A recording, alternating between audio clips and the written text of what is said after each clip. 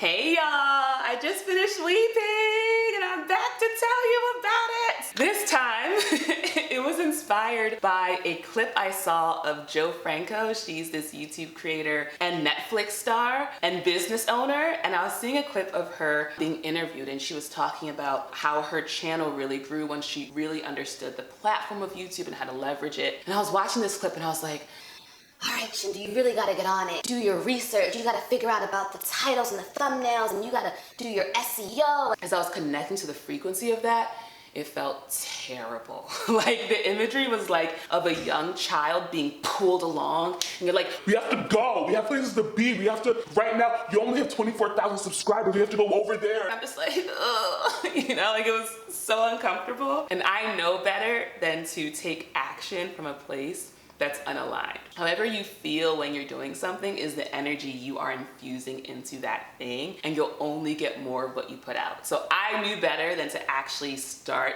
taking any action. I was like, let's get into alignment, let's figure out what's going on here, and then if we feel inspired to make a YouTube video and to do some research, whatever, we can do that. And I think this is basically the root of being creative, is to get to the core thing that's keeping you from showing up. Once you sort of meet that part with love and presence, you are creative. Like you will make the thing and it comes easily and it's really fun. And so I sat myself down and there was this voice, you know, just telling me, hey, you need to do all this stuff and you don't have enough followers and da-da-da. And you know, there's more success that you can have if you just do X, Y, or Z. And I'm feeling like this little kid being like shamed about like not doing enough. And I'm just like, ugh. But at the same time, I want what this part of me is saying. I want all these experiences and all this success, right? You know, what is the root of my feeling, right? And it's that when I open up my phone and I look at my subscriber count, I think it's not enough. Right? It's not enough. And I saw even if I were to get to 100K, I would still be like, well, it's not a million. And even if I got to 1 million, I'd be like, some people have 3 million, some people have 5 million and 10 million. I would always be in that frequency of comparing and comparing in a way that would make me feel bad because of this root idea of this number is not enough. What is the solution? Like, how do I get through this? And the answer came through good old David Hawkins. This is the eye of the eye, from which nothing is hidden. And he talks a lot about positionality in this book. How you see the world is a function of your positionality, what you choose to do, what you choose to say. It's a function of sort of where you are and how you look out into the world. We're all on the same earth. For some of us, the sun is rising right now. For some, it's setting. For some, it's the middle of the day. For some, it's the middle of the night. The sun is still over there, right? The sun still exists. I can see this number 24,000, and instead of seeing it from this position of it's not enough, I can see it from this position of, oh wow, like I'm so abundant, right? And to me, like the truth is always abundance. And so if we're ever feeling lack and scarcity, we know we're out of alignment. And I did two things. The first thing is I imagined how it would be if I had started my channel yesterday and I woke up this morning and I saw I had 24,000 subscribers. I would be freaked out. I'd be like, whoa, who are these people?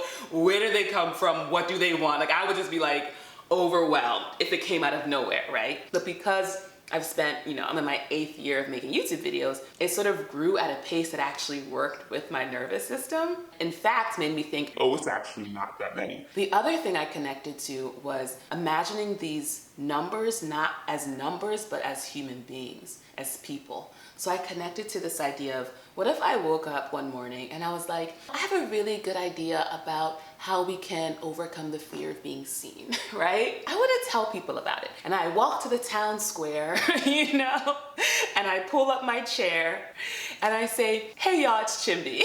And what if hundreds of people emerge from the town, sit down in front of me and are like, we'd love to hear, right? I think I've given like a valedictorian speech, but yeah, I went to a small school, so I don't think that was even up to a couple hundred of people. That would be a big deal for me. And if I sat down and I gave this presentation and people were like laughing along and cheering me on and applauding and were like nodding and weeping because they were so moved, I would be like, oh wow, like, this is really powerful. And then if afterwards people came up to me and they were like, thank you so much, like I really needed to hear that message today, or like, you know, you are so beautiful and you are really glowing, and that lipstick combination with the earrings is great, and I'd be like, what?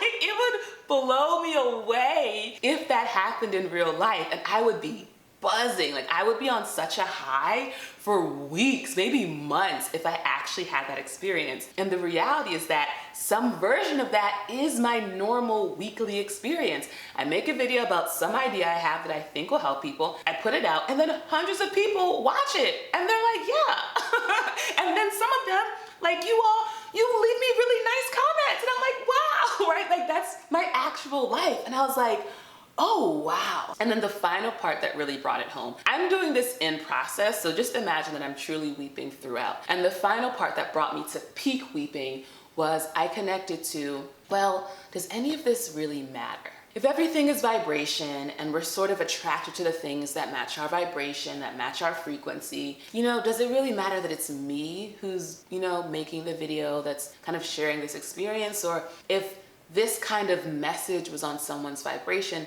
wouldn't they sort of find it anyway? And this has been something that I've been walking with kind of subconsciously for a while. I actually have a friend who's also a creator here on YouTube, and I kind of mentioned that to her, this sense of like not really feeling like it matters, essentially, what I create. And she was so surprised. She was like, oh, I would not have thought that you of all people would have that belief system. And so what I did is I sort of connected to all of the people, like the spiritual teachers who have really helped me, the friends that I've had, the YouTube comments, the coaching clients. I thought about all the ways when I was in a very vulnerable space or really needed help or support, and they sort of raised up to sort of help me. Like I remember I did a workshop a couple years ago. At the time, I was a part of this trauma healing program, and I hosted a weekly meeting for the people of color, the Black people specifically. My workshop was the next hour. Like it was like right after that call. And the woman who co-hosted it with me, she was like, Chimdi has this presentation.